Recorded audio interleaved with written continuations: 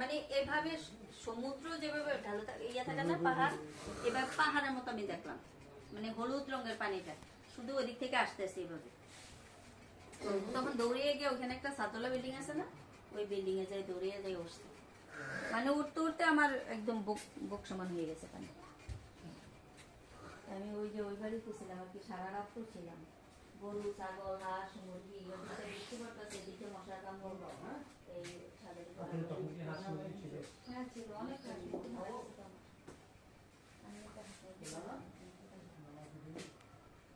তখন আপনার ওইখানে কোথায় ছিলেন? ওদের ঘরে ছিলেন? না না, বাড়িতে না, এখানে তো